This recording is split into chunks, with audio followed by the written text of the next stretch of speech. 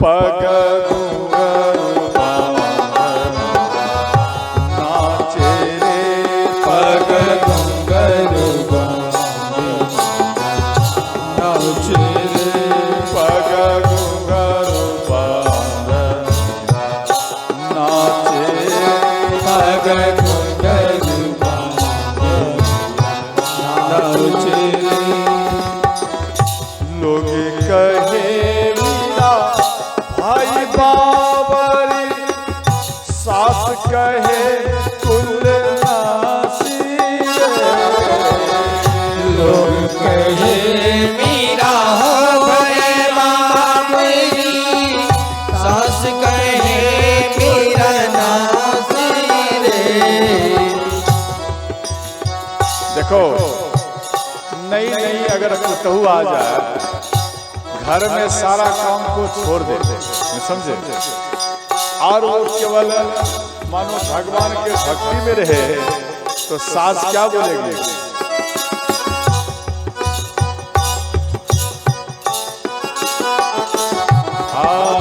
लोग कहे मीरा भाई बाबरी, सास कहे कुल नासी रे।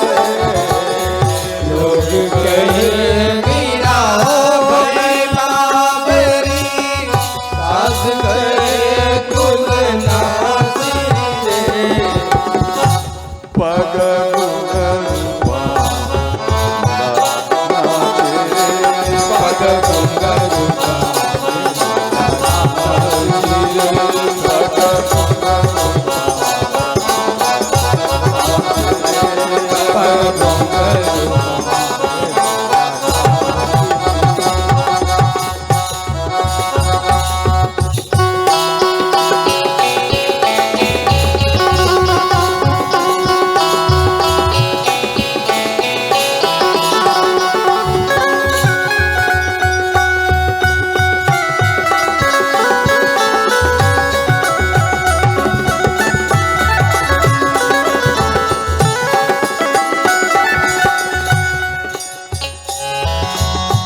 चित्तूगढ़ का राजा वो जहर दिए, जहर प्रसाद के रूप में, प्रसाद में जहर को मिला दिया। विष का प्याला राणा ने भेजा, पीवत मीरा हंसी रे। विष का प्याला राणा ने भेजा, पीवत मीरा हंसी रे। मीरा जब विवाह करने के लिए परिक्रमा किए, 7 फेरा, तो भगवान श्री कृष्ण को अपने सीने में लगाया, उनके मूर्ति को अपने सीने में लगाया, और विवाह मंडप में 7 फेरा लिए। देखो मीरा के अंदर में एक सोच है, ये जो मेरा पति है, ये 1 जन्म के लिए है, 2 जन्म के लिए है, 7 जन्म के लिए है, लेकिन जिनको हम अपने सीने से लगाकर परिक्रमा किया है, अनंत कोटि का ही ये मेरा पति है। विष का प्याला राणा ने भेजा, पीवत मीरा हंसी रे। विष का प्याला राणा ने भेजा, पीवत मीरा हंसी रे। माँ मीरा ध्यान देना, दासी आकर बोली कि आप इन प्रसाद को मत पाइए, इसमें आपके राणा इसमें जहर मिलाया है, चित्तूगढ़ का राजा इनमें जहर मिलाया आपको मारने के लिए। तो मीरा बोली कोई बात नहीं, इसमें जहर रहे या नहीं रहे, लेकिन ये प्रसाद के रूप में आया, और हम इन प्रसाद को अवश्य ग्रहण करूंगी, लेकिन हम इन प्रसाद को नहीं फेंक सकती। समझ गए? तो तो मीरा प्रसन्न होकर, ध्यान देना, लेकिन लड्डू गोपाल के पास में आया और लड्डू गोपाल को देखकर मीरा तो रोने लगी। बोले हे प्रभु, हमें पता है अब इनमें जहर है और इस जहर को जब हम पी जाओगे, हे गिरधर गोपाल, आपका सेवा कौन करेगा? मेरे मरने के बाद में आपका सेवा कौन करेगा? हे विधाता। वहां में दासी को बोले, दासी आप ये काम करना, अगर मेरा मृत्यु हो जाएगा लेकिन मेरे लड्डू गोपाल को आप ठीक समय पर भोजन देना, समय पर आप इनको सुलाना और समय पर इनको टहल लगाना और समय पर इसको स्नान करवाना, समय पर इनको घुमाना और समय पर इनका आरती करना, स्तुति करना मेरे मरने के बाद। और मेरा तो मृत्यु हो जाएगा।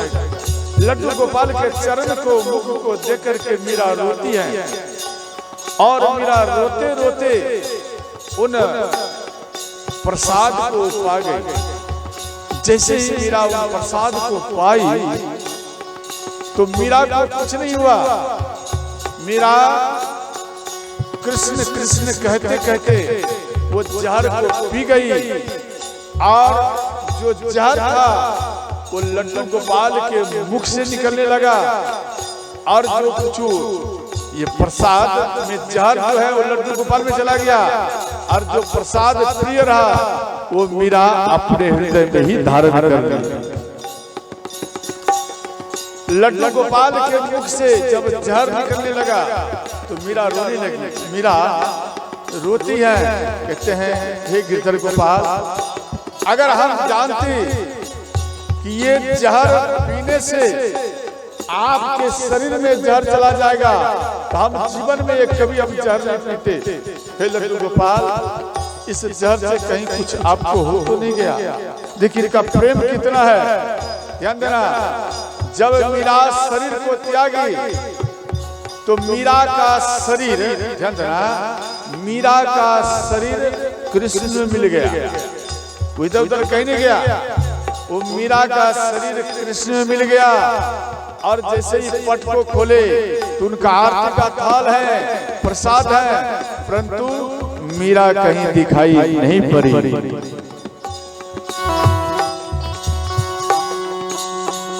विष का प्याला राजा ने भेजा, पीवत मीरा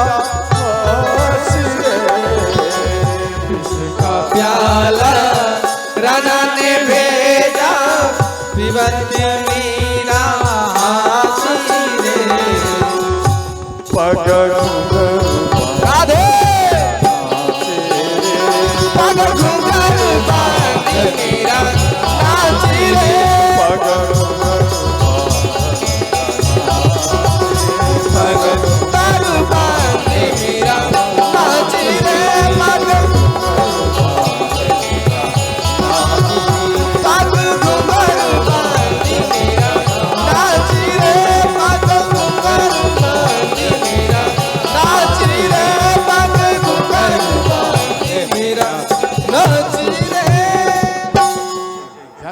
जैसे ही माँ सीता चरण को रखी, ध्यान देना,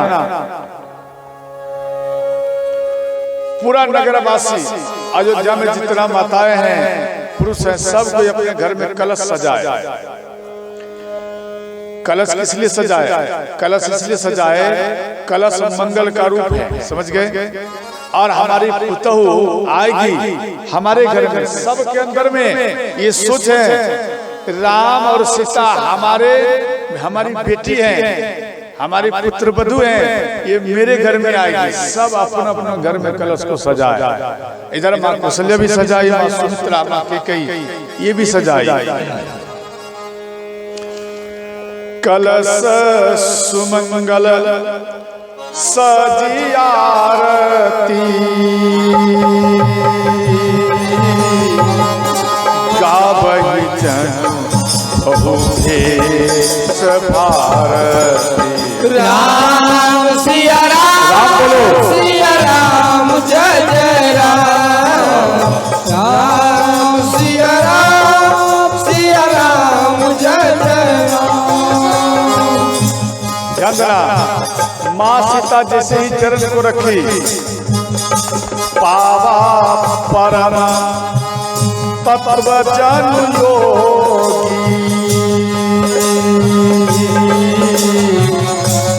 अमृत लहेऊ जनु राम सिया राम जय जय राम राम सिया राम जय जय राम। यहाँ माँ सीता जैसे ही चरण को रखी, जितना अंधे थे अयोध्या में सबके नयन में पावर आ गया देखने का, ध्यान देना। और जितना अयोध्या में लांगरे थे, भगवान राम अयोध्या में प्रकट हुए थे, लांगरे ठीक नहीं हुए, अंधे ठीक नहीं हुए। और माँ सीता केवल चरण रखी तो लांगरा के चरण में पैर में चलने का समर्थ आ गया, वो ठीक हो गया। कोई वृद्ध व्यक्ति लेटा हुआ है, वो कभी उठकर एक गिलास पानी नहीं पिए, खाट में लेटे रहे। जैसे ही माँ सीता चरण को रखी, वो तुरंत खाट में से उठ करके और सीता सीता कहकर महल की ओर दौड़ गए।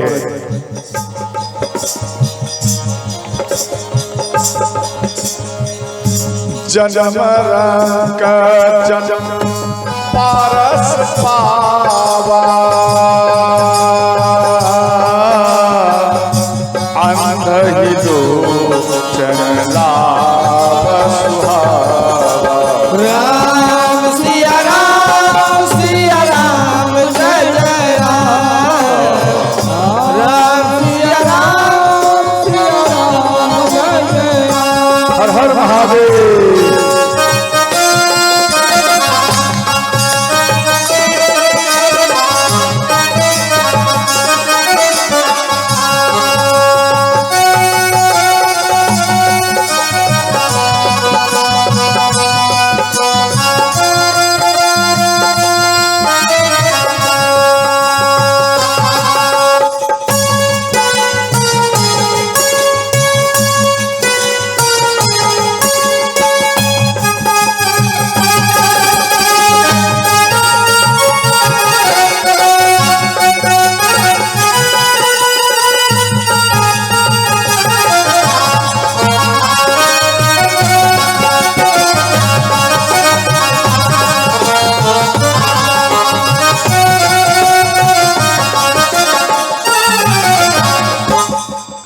ध्यान देना, इधर श्री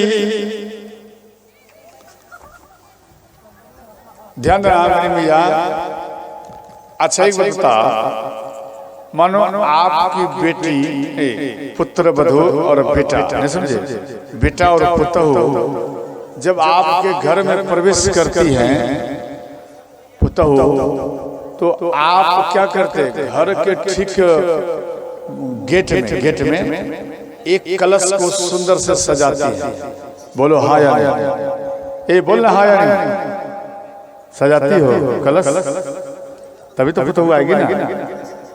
और आप कलश को सजाई और सजा करके उसके बाद बेटा और पुतहू को आप कहती कि जरा लात से उन कलश को पलट कर घर में प्रवेश करो।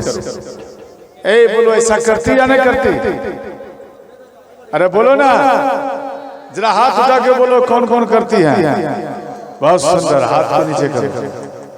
ध्यान देना, आप एक सुंदर सा कलश ले आए, ठीक, और सजा दिया कलश को। आप हमें बता,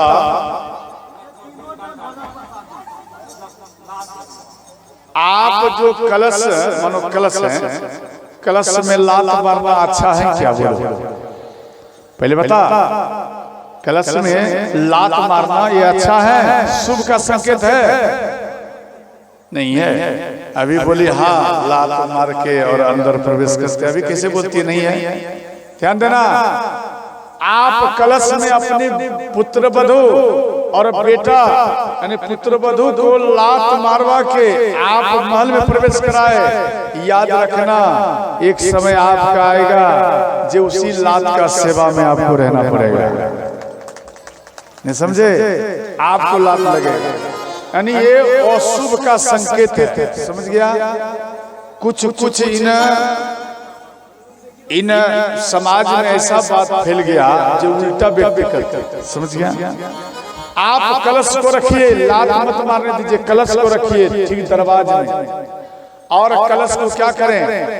ध्यान देना, कलश को बेटा और पुतहु को बोलिए कि बेटा और पुतहु आप दोनों प्रेम से प्रणाम कर इन कलश को उठा। इस कलश को उठाकर और शुभ का संकेत है, इसको उठाकर आप अपना इष्ट देव देवता के मंदिर में रखिए और जिंदगी भरी उन कलश का आप पूजा करते रहिए। समझ गए? वो मंगल ही मंगल होगा, लेकिन लात मारोगे अमंगल ही अमंगल होगा।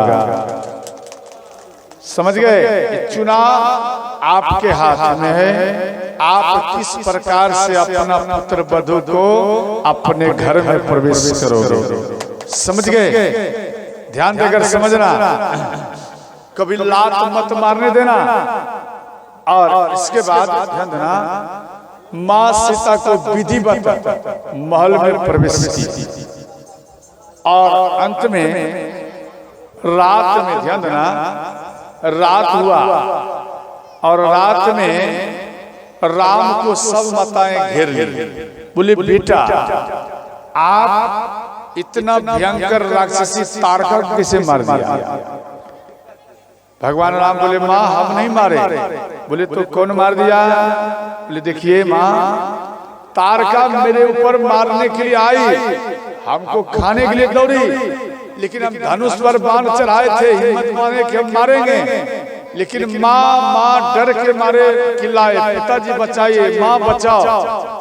अब मात्र में ऐसा बात बोले और सोता ही ये बाण छूट गया।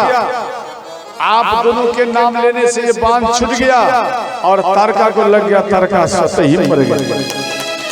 हम तारका को नहीं मारे, आपके नाम मात्र से वो मर गए। माँ के कही बोली बेटा अभी भी दूसरे का बड़ाई करने का आदत तेरे से नहीं गया। बोले माँ जो सत्य है वही बता रहा है। इस प्रकार से माँ पूछी। इसके बाद कहने लगे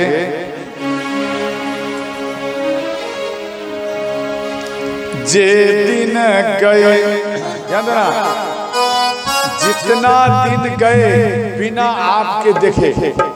ध्यान देना, इधर श्री माँ कौशल्या कहती बेटा जे दिन गए तुम ही बिनु देखे सो पीरन जीवनी पाप रहिए। राम सिया राम जय जय राम, राम सिया राम जय जय राम। मंगल भवनय ओ मंगल हरि ओ मातहि राम सिया राम जय जय राम, राम सिया राम जय जय राम। हर हर महादेव।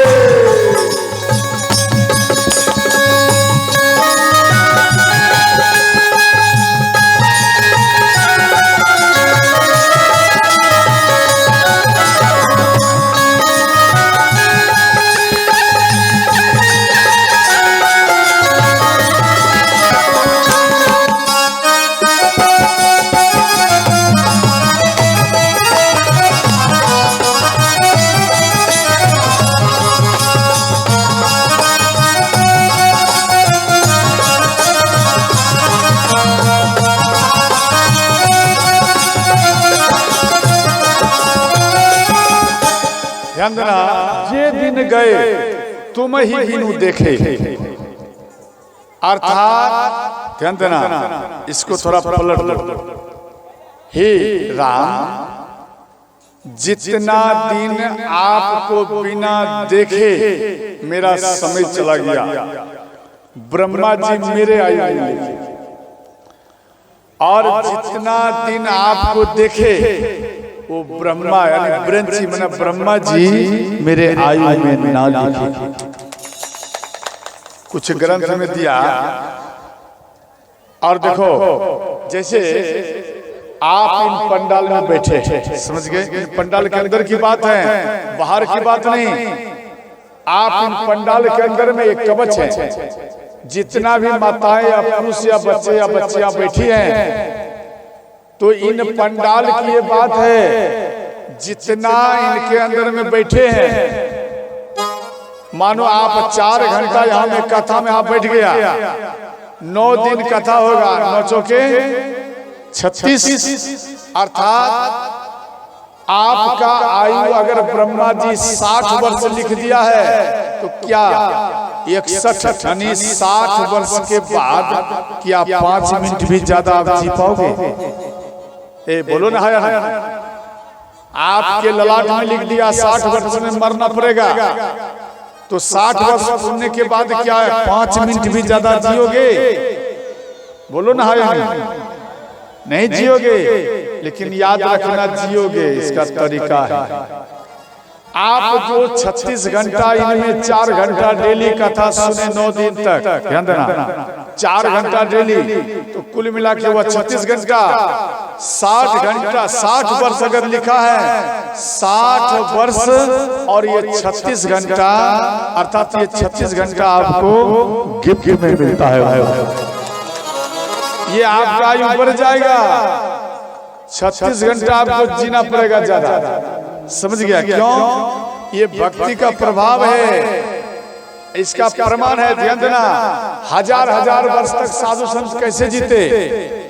वो 24 घंटा में 1 घंटा, आधा घंटा बेफ्यूज में समय को बिताते, बाकी राम राम शिव शिव जपने में ही बिताता, तभी वो 1000 वर्ष तक जीते हैं। समझ गए? और हम अब 100 वर्ष तक नहीं जा पाते। क्यों? हम लोग भगवान से दूर जा रहे हैं, नहीं समझे? अभी आपके दरबार में कोई भिक्षाटन के लिए साधु आ जाएगा, तो आप क्या करेंगे? किवाड़ को बंद कर लेंगे।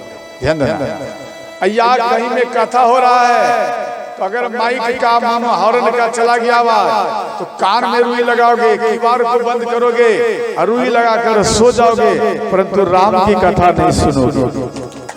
क्यों?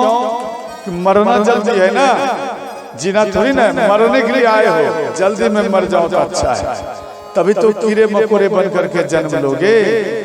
समझ गए? ध्यान देना, इसलिए आप कथा ज्यादा सुनिए। समझ गए? ध्यान देना, कई व्यक्ति, मानो हम लोग भी जाते भिक्षाटन में, तो किवाड़ को बंद करो। समझ गए?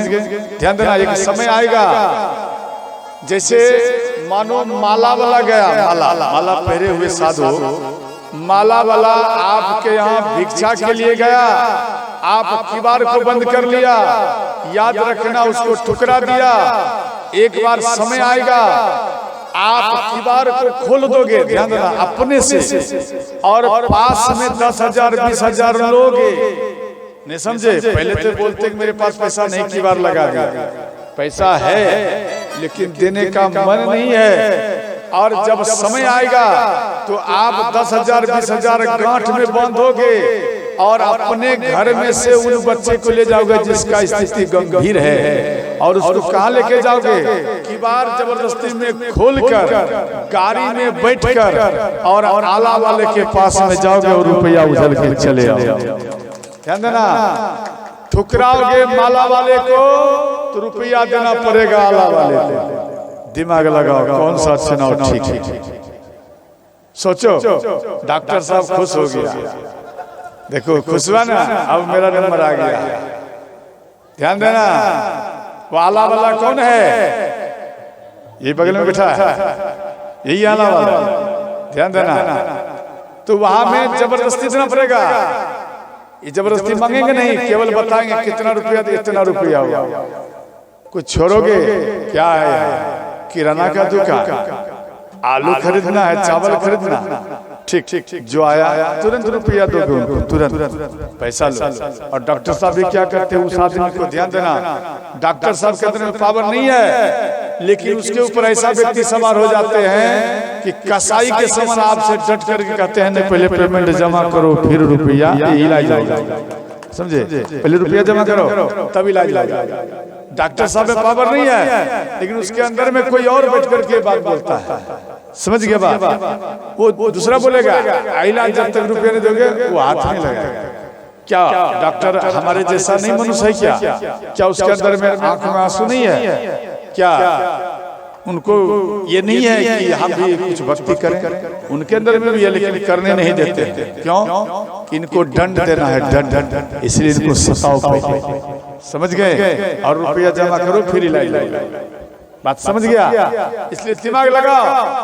चुनाव आपके हाथ में, आप चंदा देना पसंद करेंगे माला वाले को, या स्वयं घर से निकाल कर, बैंक से निकाल कर और चपोत कर रबर लगा करके आला वाले को देना पसंद करेंगे। दिमाग लगा, समझ गया, दिमाग आप अपने पास में रखिए। आपका हाथ दान देने से पवित्र होगा, और रुपया दान देने से रुपया पवित्र होगा।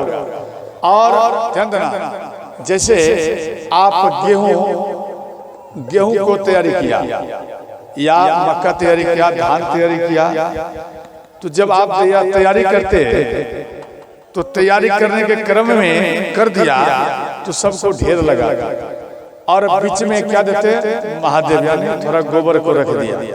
बोलो हाँ या नहीं, देते ना, क्यों देते। उसके बाद एक सूप आप क्या रखते हैं अगल में, बगल में, क्या बोलते उसको, अकबर रखते या नहीं रखते। आप अकबर क्यों रखते उसके बारे में जानते, जानना ज्यादा जरूरी है। आप अकबर को इसलिए रखते कि आप निकाल दिया किसी ब्राह्मण को दूंगा, यही तो सोचते ना, या किसी कन्या को दे दूंगा या बेटी को दे दूंगा चला जाएगा, यही ना सोचते। लेकिन कितना लाभ मिलेगा ये नहीं सोचते। आप जो खेत का जुताई करते, जितना जीव जंतु कीड़े मकोड़े मर जाते, आप उसमें कैल्शियम ना जाने क्या सब अटर बटर उसमें डालते, उस फसल में आप डालते, और डालने के बाद जो कीड़ा मर जाते हैं उनका भी पाप आपके ऊपर आता है, समझ गया। उन पाप से बचने के लिए थोड़ा अन्न, ध्यान देना, आप निकाल दिया, बाहर में रख दिया और प्रणाम कर लिया। किस लिए, जो दोष है इन अन्न को देने पे, अन्न दान करने पर ये दोष हमसे मिट जाए और मेरा अन्न पवित्र हो, समझे। आप अपने अनाज को पवित्र करते हैं वो देने के बाद, समझ गया। उसी प्रकार से रुपया है, उसी प्रकार से ये शरीर का हाथ है, समझ गया। ध्यान देना, तो दान करना अत्यंत मुख्य है। तो इधर आपका आयु तभी बढ़ेगा जब आप भगवान का भक्ति करेंगे, समझ गया। इसके बाद नगर में माताएं सब गालियां देती, नगर में एक वृद्ध माता वो ढूंढने लगी, ध्यान से सुनना, एक वृद्ध माता ढूंढने लगी कि मेरे बेटा राम को क्या नहीं दिया। ध्यान देना, आपके अंदर में ऐसा भाव है या नहीं, फ्रिज दिया, कूलर दिया, वॉशिंग मशीन, क्या बोलते हैं, वॉशिंग मशीन, कपड़ा खींचने वाला, यही ना बोलते, हाँ वॉशिंग मशीन, चलो ठीक है अपना भाषा समझ लो। फ्रिज दिया, कूलर दिया, चूल्हा दिया, गैस दिया, बर्तन दिया, वस्त्र दिया, सब कुछ दिया, फर्नीचर भी दिया। जो दिया है वो माताएं और पिता वो नहीं देखेंगे, एक बार देख लिया, हाँ ठीक, अब क्या देखेंगे, क्या नहीं दिया है उसको बार बार माता ढूंढती है। बोला या नहीं, आप लोग ढूंढती हो या नहीं, मेरे बेटा को क्या नहीं दिया है उसको आप बार बार ढूंढती हैं। और अयोध्या की माताएं 3 दिन बीत गया एक कमी में, मतलब क्या नहीं दिया है वो ढूंढने के चक्कर में, 3 दिन में तब मिला। वो सब कुछ दिया जनक महाराज, एक चीज रह गया था, पोता नहीं दिया था। कपड़े में मिट्टी लिपटते ना, कपड़े में मिट्टी और पानी देते हैं, फिर चूल्हे को निपटे, उसको क्या कहते हैं? पोता, पोतना, पोतना। हाँ, अपनी भाषा में समझ लो, वो पोता, पोतना, पोतना नहीं दिया तो माँ सीता को गालियां देने लगे, अरे तेरा पिता तो कंगाल है, कंगाल, एक पोता, एक पोतना नहीं सफरा, तो तेरे पिता मेरे बेटा को क्या देंगे? मेरे बेटा को तो ठग लिया है, ठग लिया।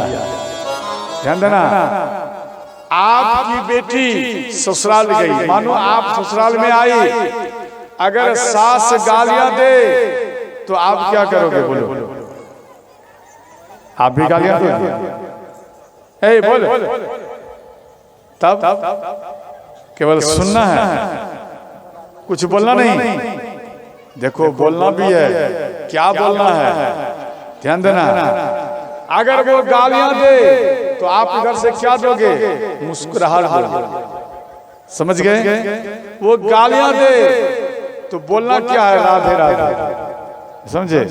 वो गालियां राधे, गालियां राधे, गालियां राधे, अंत में वो सास मन में सोचेगी, अरे ये तो बार बार राधे बोल रही है, हम इतना गाली दिया, इसको कोई फर्क नहीं। ध्यान देना, सास अगर गालियां दे प्रथम चरण में तो शुभ मानना, शुभ, समझ गया? सास अगर प्रथम चरण में गालियां दे तो उनको शुभ मानना, प्रणाम करके उसको हृदय में धारण करना। ऐसा नहीं डंडा उठा के स्वागत कर देना, ऐसा नहीं करना, समझ गई? आप शुभ मानो, वो शुभ का लक्षण है। और जैसे ही आपको गालियां दे तो आप भगवान से ये बोलना, हे प्रभु मेरे सास ससुर के अंदर में जितना गालियां हैं आज दे दे, और इसके बाद जो मेरा जिंदगी आगे बढ़े कभी मेरे सास ससुर गालियां ही नहीं दे, सब गालियां शॉर्ट हो जाए, खत्म हो जाए, समझ गए? तो जैसे ही गालियां दे बोलो राधे, गालियां राधे, गालियां राधे, अंत में आपकी सास ही बोलेगी राधे राधे। बोलो, आपकी सास आपके पार्टी में आया है? नहीं, आपका पार्टी बन जाएगा और फिर आपके ऊपर संकट नहीं आएगा, आप सदा सदा के लिए ही सास का ही हो जाएगा, समझ गए? ध्यान देना, इसलिए कभी भूल से उल्टा नहीं जवाब देना। तो कथा को हम इसी जगह विराम देते हैं, किया है और उनका तप पूर्ण हो चुका है। इसलिए भोलेनाथ मेरा यही इच्छा है, यही मांग है कि आप मां पार्वती के संग में विवाह कर लीजिए। भगवान शिव बोले, हे नाथ, हम जिन वियोग में से बाहर आ गया, अब हम उस वियोग में नहीं जाना चाहते, इसलिए आप कुछ और मांग लीजिए। बोले नहीं नहीं, आप अगर कुछ देना चाहते तो हमें यही चाहिए। तो अंत में भगवान शिव मन में विचार किए कि हे प्रभु, अगर आपका, ध्यान देना, भगवान शिव कह रहे हैं आपके बात को मानकर हम अगर विवाह कर लेते हैं तो यही विवाह आपके लिए, यानी मेरे इष्ट के लिए आरती होगा, स्तुति होगा, विनती होगा, और हम विवाह करने के लिए तैयार हैं। तो भगवान शिव की इन बात को सुनकर प्रसन्न हो गए। भगवान राम प्रसन्न होकर अंतर ध्यान हुए। इसके बाद इधर सप्तऋषि आए। सप्तऋषि जैसे ही आए भगवान शिव के चरण में प्रणाम किए। तब ही सप्तऋषि शिव आए। तो भगवान शिव बोले, हे सप्तऋषियों, आप ठीक समय पर आया है और पार्वती हमको प्राप्त करने के लिए तपस्या किया। आप जाइए और पार्वती का परीक्षा लीजिए। अगर पार्वती प्रसन्न हो जाएगी और इन परीक्षा में पास हो जाएगी तो हम विवाह करेंगे। आप जाइए। सप्तऋषि माँ पार्वती के पास में आए और माँ पार्वती को सप्तऋषि बोले कि हे माता, आप किस लिए तपस्या कर रही हैं? तो माँ पार्वती बोली, भगवान शिव को पाने के लिए। बोले, आप भगवान शिव को पाने के लिए? लेकिन भगवान शिव तो आपको नहीं चाहते। बोले, भगवान शिव हमको नहीं चाहते तो कोई बात नहीं, परंतु हम तो चाहते अगर भगवान शिव भी आकर बोलेंगे, ध्यान देना, इस जन्म में अगर भगवान शिव प्रसन्न नहीं होंगे तो बार बार हम जन्म लूंगी, लेकिन भगवान शिव ही हमें चाहिए। जन्म कोटि लगी रगर हमारी,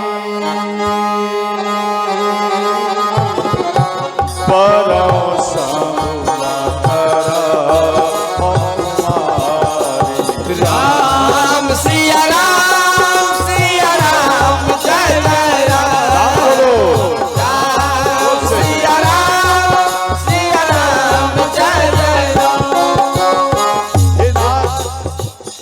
जन्म प्रत्येक जन्म लूंगी, प्रत्येक कल्प में अगर भगवान शिव नहीं प्रसन्न होंगे तो बार बार हम भगवान शिव को ही चाहेंगे। और अगर भगवान शिव अगर हमको नहीं चाहेंगे तो हम कुंवारी रह जाएंगे, परंतु दूसरे के साथ हम विवाह नहीं करूंगी। जन्म कोटि लगी रगर हमारी, परस न कर राम सिया राम जय जय राम, राम सिया राम जय जय राम। तजाओ नारद करऊ उपदेशो, आप कहे सतवार महेशु। राम सिया राम जय जय राम, राम सिया राम जय जय राम। जहाँ माँ पार्वती कहती है कि हे सप्तऋषियों, अगर भगवान शिव भी आकर बोले कि देवी हम आपको नहीं चाहते, हम आपसे विवाह नहीं करेंगे, इसलिए भगवान शिव भी आकर बोले कि हम विवाह आपसे नहीं करेंगे, तो भी देवी ऋषि नारद के बात पे हम नहीं काट सकते और बार बार हम भगवान शिव को ही चाहोगे। तजाऊ नारद करऊ उपदेशो, आप कहे सतवार महेशु। राम सिया राम जय जय राम, राम सिया राम जय जय राम। मंगल भवनय ओ मंगल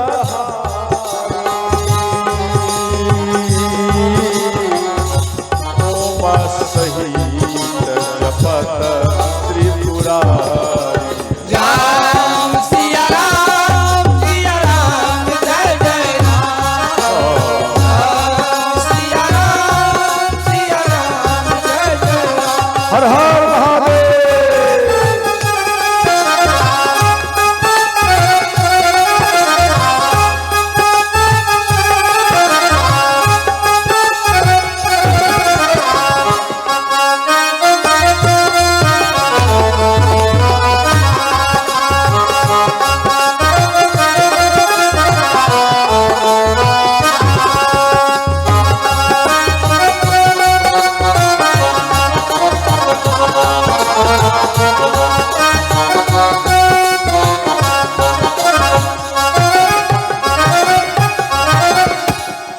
तुम माया भगवान शिव सकल जगत पितुमा,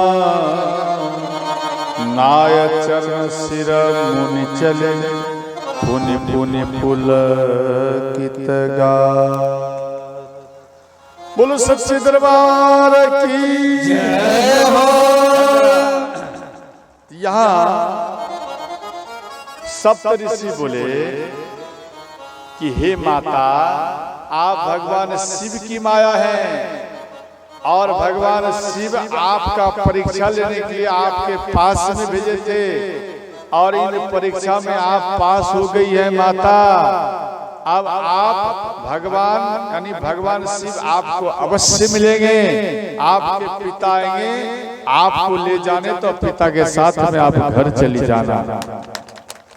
इतना कहकर सप्तऋषि भगवान शिव के पास में आए और भगवान शिव के पास में सारा बात बताए। भगवान शिव प्रसन्न होकर के श्रोताओं वो तुरंत समाधि में ही आ गए। ध्यान देना, अब समाधि में आ गए। तारक सर भयवती ही काला,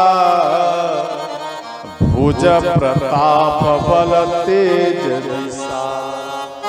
अर्थात तारक नाम का एक दैत्य थे, वो दैत्य प्रकट हुए। अब देवताओं के ऊपर इतना कष्ट देने लगे, देवता लोग व्याकुल हो गए। अब कितना भी इनसे लड़ना प्रारंभ करे तो देवता लोग हार जाए। सारा देवता मिलकर ब्रह्मा जी के पास में गए। ब्रह्मा जी को बोले, हे प्रभु ये तारक असुर कैसे मरेगा? तो भगवान ब्रह्मा बोले, देखो ये ऐसे नहीं मरेगा जब तक। तो ध्यान देना, तो ब्रह्मा जी बोले भगवान शिव और मां पार्वती का मिलन होगा, इनके मिलन से एक बालक होगा और उसी बालक के हाथों इन तारक नाम का असुर का वध होगा, और अन्यथा ऐसे इनका वध नहीं हो पाएगा। तो सारा देवता ध्यान देना भगवान शिव के पास में आए। भगवान शिव तो यहाँ समाधि में है, तो यहाँ में कामदेव को भेजे। कामदेव आए और कामदेव भगवान शिव के समाधि को तोड़ने के लिए हैं।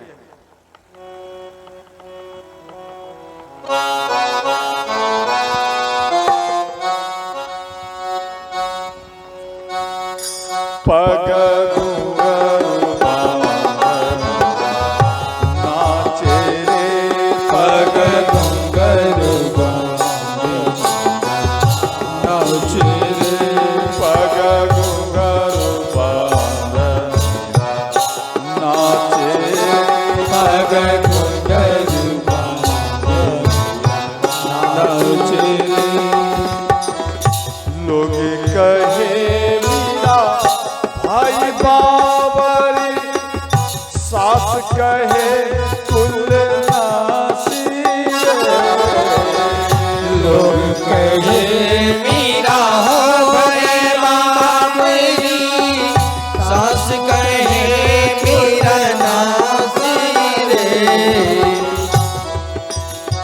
देखो, नई नई अगर कहू आ जाए घर में सारा काम को छोड़ देते, समझे, और वो केवल मानो भगवान के भक्ति में रहे तो सास क्या बोलेगी?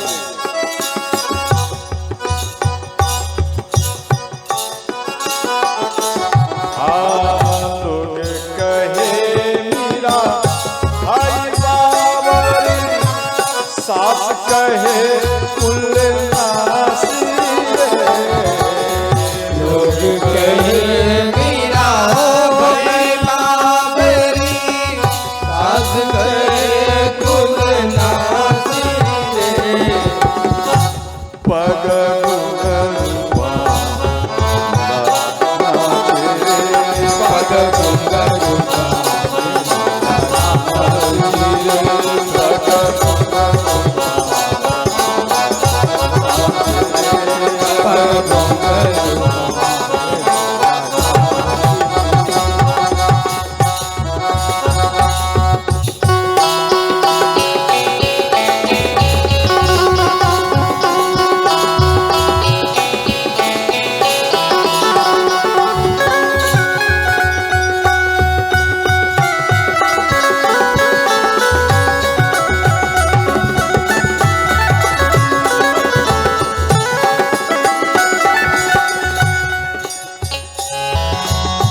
चित्तूगढ़ का राजा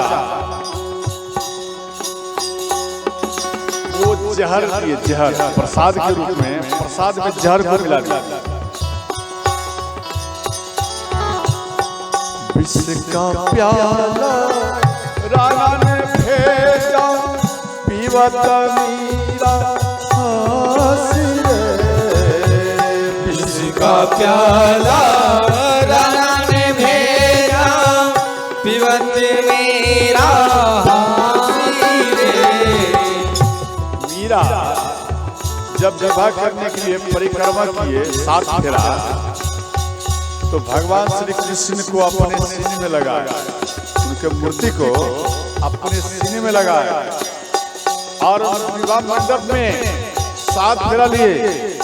देखो मीरा के अंदर में एक सोच है, ये जो मेरा पति है ये 1 जन्म के लिए है, 2 जन्म के लिए है, 7 जन्म के लिए है, लेकिन जिनको हम अपने सीने से लगाकर परिक्रमा किया है अनंत कोटि का ही ये मेरा पति है। विष का प्याला राना ने भेजा पीवत मीरा हंसी रे। विष का प्याला राना ने भेजा पीवत मीरा हंसी रे। माँ मीरा ध्यान देना, दासी आकर बोली कि आप इन प्रसाद को मत पाइए, इसमें आपके राणा इसमें जहर मिलाया है, चित्तूगढ़ का राजा इनमें जहर मिलाया आपको मारने के लिए। तो मीरा बोली कोई बात नहीं, इसमें जहर रहे या नहीं रहे, लेकिन ये प्रसाद के रूप में आया और हम इन प्रसाद को अवश्य ग्रहण करूंगी, लेकिन हम इन प्रसाद को नहीं फेंक सकती। समझ गए? तो मीरा प्रसन्न होकर ध्यान देना, लेकिन लड्डू गोपाल के पास में आया और लड्डू गोपाल को देखकर मीरा रोने लगी। बोले हे प्रभु, हमें पता है अब इनमें जहर है और इस जहर को जब हम पी जाओगी, हे गिरधर गोपाल आपका सेवा कौन करेगा? मेरे मरने के बाद में आपका सेवा कौन करेगा? हे विधाता। वहां में दासी को बोले, दासी आप ये कम करना, अगर मेरा मृत्यु हो जाएगा लेकिन मेरे लड्डू गोपाल को आप ठीक समय पर भोजन देना, समय पर आप इनको सुलाना और समय पर इनको टहल लगाना और समय पर इसको स्नान करवाना, समय पर इनको घुमाना और समय पर इनका आरती करना, स्तुति करना मेरे मरने के बाद। और मेरा तो मृत्यु हो जाएगा। लड्डू गोपाल के चरण को, मुख को देख करके मीरा रोती है और मीरा रोते रोते उन प्रसाद को पा गई। जैसे ही मीरा उन प्रसाद को पाई तो मीरा को कुछ नहीं हुआ। मीरा कृष्ण कृष्ण कहते कहते वो जहर को पी गई और जो जहर था वो लड्डू गोपाल के मुख से निकलने लगा और जो कुछ ये प्रसाद में जहर जो है वो लड्डू गोपाल में चला गया और जो प्रसाद प्रिय रहा वो मीरा अपने हृदय में ही धारण कर ली। लड्डू गोपाल के मुख से जब जहर निकलने लगा तो मीरा रोने लगी। मीरा रोती है, कहते हैं हे गिरधर गोपाल, अगर हम जानते कि ये जहर पीने से आपके शरीर में जहर चला जाएगा तो हम जीवन में कभी अब जहर नहीं पीते। हे लड्डू गोपाल, इस जहर से कहीं कुछ आपको हो तो नहीं गया? देखिए इनका प्रेम कितना है, ध्यान देना। जब मीरा शरीर को त्यागी तो मीरा का शरीर, ध्यान देना, मीरा का शरीर कृष्ण में मिल गया, वो इधर उधर कहीं नहीं गया। वो मीरा का शरीर कृष्ण में मिल गया और जैसे ही पट को खोले तो उनका आरती का थाल है, प्रसाद है, परंतु मीरा कहीं दिखाई नहीं पड़ी।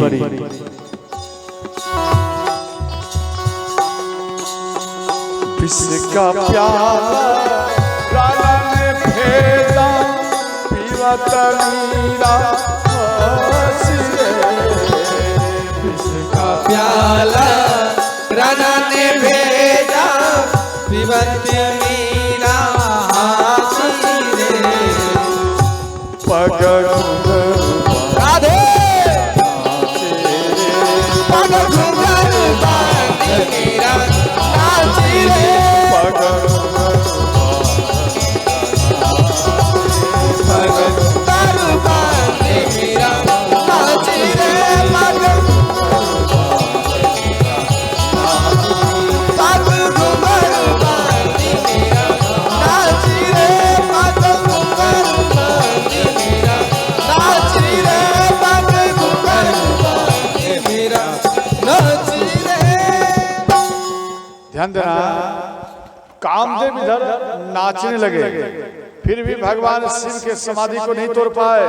तो अंत में कामदेव 5 बाण भगवान शिव के ऊपर चलाए। ध्यान देना, पहले अपना प्रभाव चलाए, प्रभाव बढ़ाए। तो कामदेव अपना प्रभाव बढ़ाए तो साधु संत का ब्रह्मचर्य टूट गया, तो सब उदास हो गए। भगवान शिव को सबको याद किए कि भोलेनाथ आप हमें बचाइए, हम आपके शरण में हैं। इन साधु संतों के आवाज को सुनकर, वाणी के सुनकर, करुणा वचन को सुनकर भगवान शिव सोते ही समाधि को तोड़ दी और इतने में कामदेव 5 बाण छोड़ दिए। एक ही बाण 5 पुष्प का, वो जैसे ही बाण छोड़े भगवान शिव के हृदय में लगे। भगवान शिव क्रोध में आए, कामदेव छुप गए और जैसे ही कामदेव को भगवान शिव देखे और क्रोध में आए, तीसरा नेत्र खोले, कामदेव जल करके भस्म हो गए। ध्यान देना, हर व्यक्ति के अंदर में तीसरा नेत्र है। कई व्यक्ति कहते नहीं हमारे पास में 2 नयन है। नहीं, ये आपका भूल है।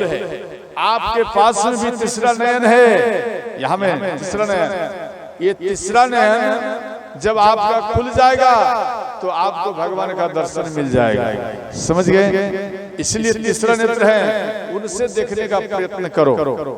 2 नयन को बंद करिए, तीसरा नेत्र में देखिए, तब भगवान का दर्शन होगा। वरना अगर आप नहीं प्रयत्न करेंगे, नयन बंद करेंगे तो अंधेरा दिखाई देगा, प्रकाश आपको दिखाई नहीं पड़ेगा।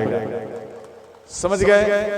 तो ध्यान देना, कामदेव की पत्नी रति वो रोते हुए भगवान शिव के चरण में आए, बोले हे भोलेनाथ, आप जगत का पिता हैं, उस नाते से हम आपकी बेटी हुई, क्या आप अपनी बेटी को विधवा करना चाहते? भगवान शिव बोलो देखो, आपके जो पति हैं यहाँ में गलती किया, इस कारण से जलकर भस्म हुए। बोले क्या हमें पति नहीं मिलेंगे? बोले आपको पति मिलेंगे, और जब भगवान श्री कृष्ण का अवतार होगा, इनका बेटा का नाम हो प्रद्युम, आप उनके साथ में विवाह करना, तभी शरीर के साथ में आपको पति मिलेंगे। जब यदुवंश कृष्ण अवतारा, वही हर महामहिभारा। राम सिया राम जय जय राम। राम सिया राम जय जय राम। कृष्ण तनया होय पति तोरा, बचन अन्नथा हो कि न मोरा। राम सिया राम जय जय राम। राम सिया राम जय जय राम। हर हर महादेव।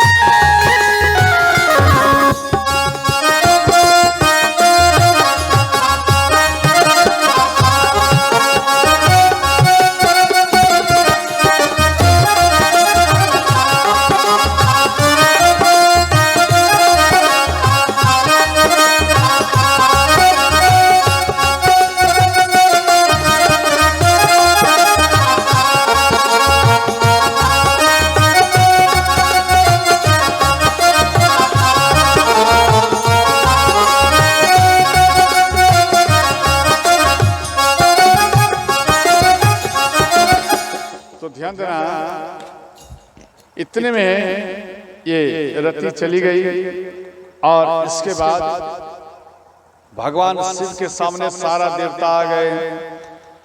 सुर सब विष्णु विरंची समेता, कहे जहां शिव कृपा निकेता।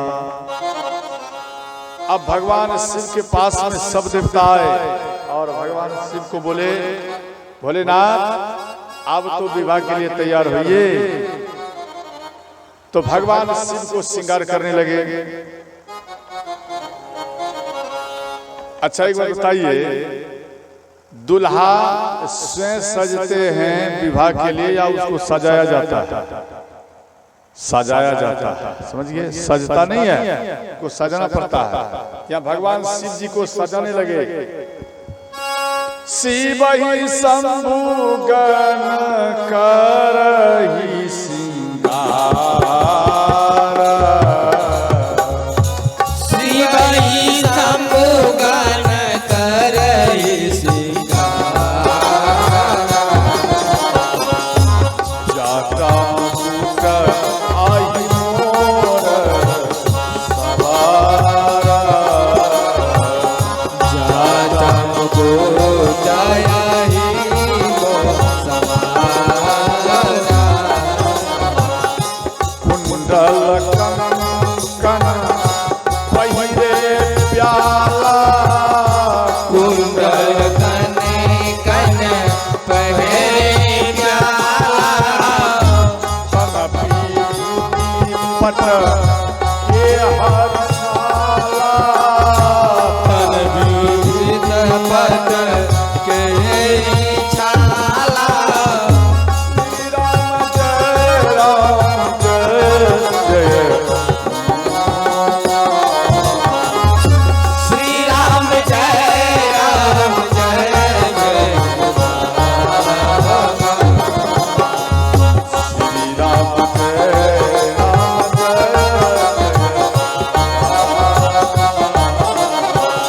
श्री राम जय राम जय जय, हर हर महादेव।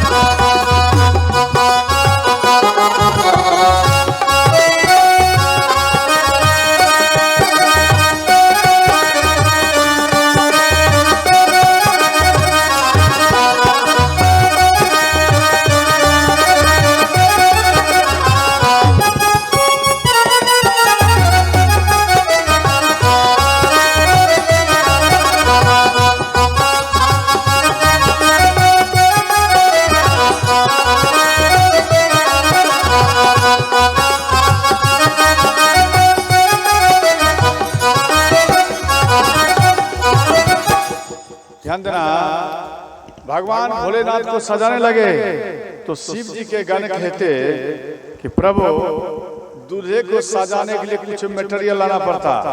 भगवान शिव बोले क्या चाहिए बोलो?